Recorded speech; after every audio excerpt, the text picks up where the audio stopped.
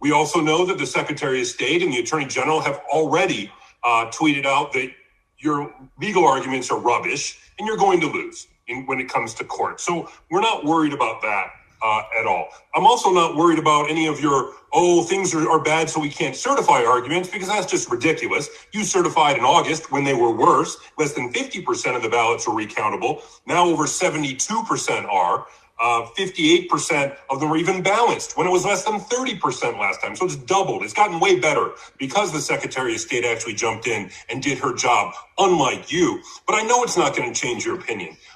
You talked about not certifying Detroit, even though you acknowledged that Livonia, a city, by the way, I know you know is 95% white, had bigger variances than Detroit, which is 80% black. We understand, and you now added your name. So I'm not going to try to change your mind. I just want to let you know that the Trump stink, the stain of racism that you, William Hartman, and Monica Palmer have just covered yourself in, is going to follow you throughout history. Your grandchildren are going to think of you like Bull Connor or George Wallace. Monica Palmer and William Hartman will forever be known in southeastern Michigan as two racists who did something so unprecedented that they disenfranchised hundreds of thousands of black voters in the city of Detroit because they were ordered to. Probably, I know, Monica, you think Q told you to do it or some other crazy stuff like that. But just know when you try to sleep tonight that millions of people around the world now on Twitter know the name Monica Palmer and William Hartman as two people completely racist and without an understanding of what integrity means or a shred of human decency. The law isn't on your side, history won't be on your side, your conscience will not be on your side, and Lord knows, when you go to meet your maker, your soul is going to be very, very warm.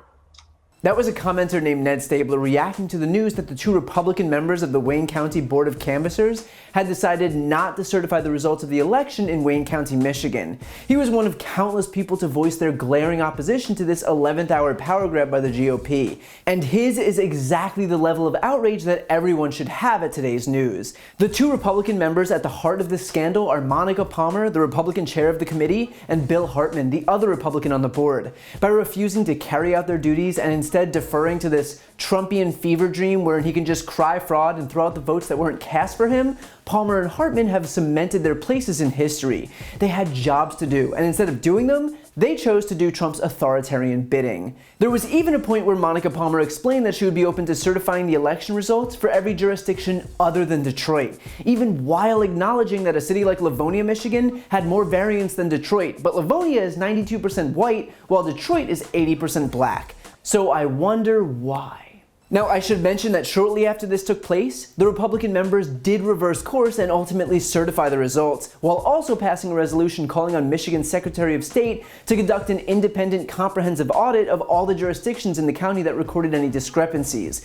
But that reversal came only after hours of fiery condemnations like the one we just saw, and rightfully so. The extent to which their behavior was dangerous and fundamentally anti-American cannot be overstated. The only difference here was people like Ned Stabler and the dozens of other commenters who showed up and let their feelings be known. But without these people holding their Republican officials to account, this could have actually gone through. Election officials refusing to certify the results of an election despite zero evidence of fraud, all because the candidate they want didn't win. That's not what's supposed to happen in the United States. It's what happens in banana republics. And yet this is the direct result of Trump's constant, relentless campaign to cry fraud in this election. Granted, there is none. He's lost 24 out of 25 court cases so far, with the only victory coming in Pennsylvania, invalidating a small number of votes that were cured during a 9-day window instead of during a 6-day window. Otherwise, Trump's entire post-election litigation circus has been an abject failure.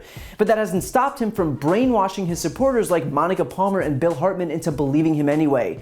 From believing that Republican poll observers weren't allowed into counting rooms, even though Trump's lawyers admitted in court that they were allowed into those rooms. From believing that fraud was committed, even though Trump's lawyers admitted in court as well that their cases weren't fraud cases. From believing that dead people were voting, even though secretaries of state from both parties have confirmed that there were no cases of ballots being cast by deceased voters. From believing that votes were cast too late, even though there is zero evidence that such a thing occurred. It is nothing more than a coordinated disinformation campaign where Trump throws as many lies as possible against the wall to see what sticks. He knows he's lying, but the goal isn't the truth, it's to manipulate his supporters, and that's exactly what happened in Michigan. What this shows us is that this is a president who has a fundamental disdain for democracy, that his supporters are little more than a cult of personality, and finally, that our democracy needs serious reform. We are inches away from succumbing to the point of no return, and people like Monica Palmer and Bill Hartman are a testament to that. Once Joe Biden takes office, and we hopefully have a Democratic House and Senate, our first order of business before all else needs to be instituting structural protections for our democracy, because this administration has put on full display just how broken it is. But I want to be clear, it's only broken because Trump broke it and a Republican Party desperate for power let him.